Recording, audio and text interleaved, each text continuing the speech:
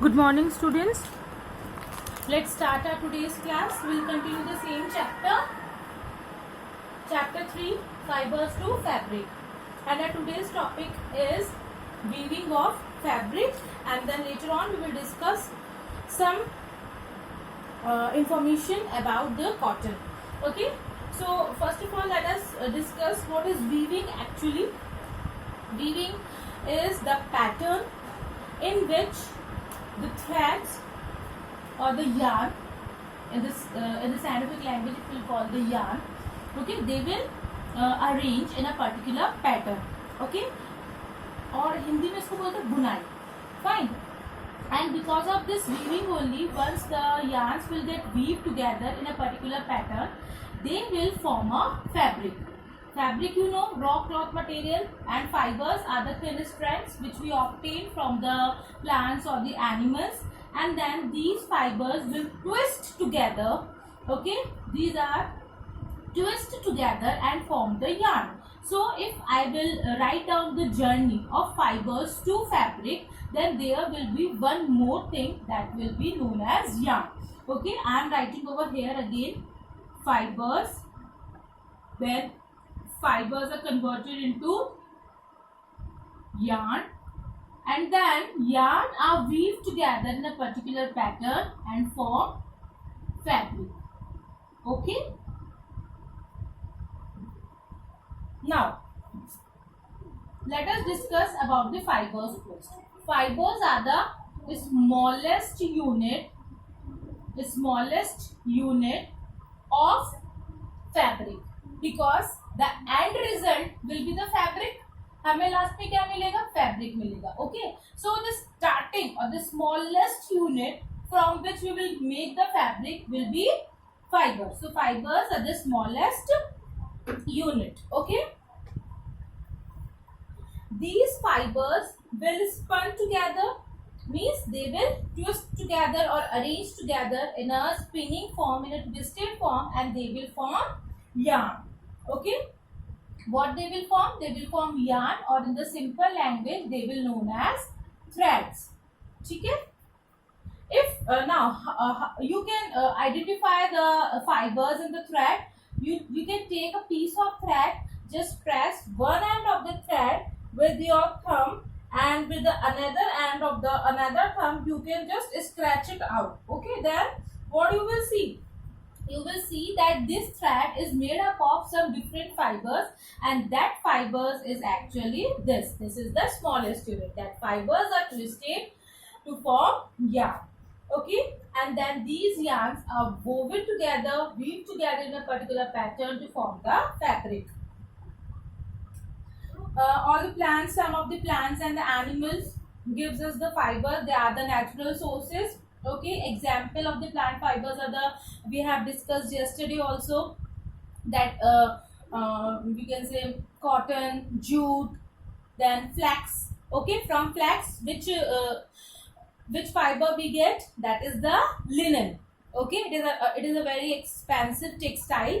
Okay, now some other examples are coconut. Coconut fruit is, you have seen the coconut fruit. That coconut fruit is covered with the fibers. Okay, and these fibers are actually the husk. Okay, the stem and the leaves of banana, they also have the hair growth, and that also made into fibers. Okay, if you have obviously you have noticed that mango and pineapple also contain fibers in their fruit, but that fibers we can't use to make the fabrics. Okay, but it's just the example that plants, some of the plants also contains fibers. Okay, now if you want to observe the fibers, we have already discussed how you can observe. You can just put one end of your or the thumb at one end of the thread, and then scratch it out with another thumb. You will see the different thin strands, that is called the fibers. Okay, these thin strands will come out from this particular yarn. Okay, this is only the activity given in your book. And then this yarn will weave together in a particular pattern to form the fabric, and this process is known as weaving. So we can say process of arranging process of arranging two sets of two sets of yarns, okay, yarns means these threads, two sets of yarns together to make a fabric, to make a fabric, then this will be known as weaving. What we call this process? Weaving. Okay, when two sets of yarns are arranged together to make a fabric, that process is known as weaving. Okay, now this weaving done in looms. Okay, it done in the looms or some hand looms. Now these looms may be of two types. One is hand looms where the manual work will be done. हाथों से काम होता है, ठीक है. The people used to just weave the fabric, weave the yarns in a particular fabric with their hands. And nowadays, because of like industries, in the industries, power looms are there. Power looms generated, or we can say runs on the electricity. Okay, these power looms are machine operated looms which runs on the electricity, and these hand looms, in the hand looms, this weaving will be done by the hands. Now there is an activity in your book. What you have to do is you have to take the two sheets of paper, and then you can cut equal length and width of these sheets of paper, and then what you will do, you will arrange them in a particular pattern. We will just, like we can say, arrange the strips in between these strips, and then you can make a chest like structure. Okay, in this way only this chest like structure will be formed, in which one strip will be of a single color and the another one will be of another different color. Okay, by this weaving has been done. And there are some other patterns also to like weave the clothes in a different patterns. So that is their weaving techniques. Now students, we will discuss about the cotton.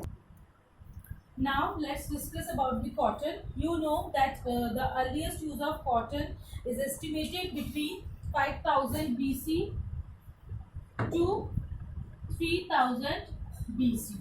Okay, that was the estimated use. During that year only the cotton has been started to be in use. Okay, and whereas like it has been established that in India it has been established in 1800 BC. Okay, now let's start climate. What type of climate cotton requires to grow properly? Okay, so cotton grows well in the warm and sunny climate. The climate should be warm and sunny. Okay, with moderate rainfall. There should not be excessive rainfall. If there will be excessive rainfall, the whole cotton crop will get destroyed. Okay, it requires moderate rainfall, and the temperature should be between 21 degrees Celsius to 27 degrees Celsius. It is the ideal temperature for the growth of the cotton plant. Now in this, like somewhere a little bit up and down can easily be, like we can say, managed. The means can be the temperature may vary a little bit, but the ideal temperature for the growth of cotton plant should be 21 degrees Celsius to 27 degrees Celsius. Now you know very well the soil used for the cotton growth is black soil. This is the, like we can say, it is the most important type of soil to grow the cotton crop, or it is the we can say most suitable, best suited soil for the cotton growth is black soil. And why? Because it retains moisture. Actually cotton crop requires good quantity of moisture, and this black soil retain means uske andar rehta hai moisture. Moisture means nami. Okay, it can retain a good quantity of moisture, and that's why cotton grows well in black soil. And this black soil is found in the southern India. Okay, where it found? It is found in southern India. Now the another, or we can say the like some another type of soil which is suitable for the growth of cotton plant will be alluvial soil. Okay, and this alluvial soil is found in northern parts of India. Okay, if the along with the black soil, cotton can grow well in the alluvial soils. So students, for today it is sufficient.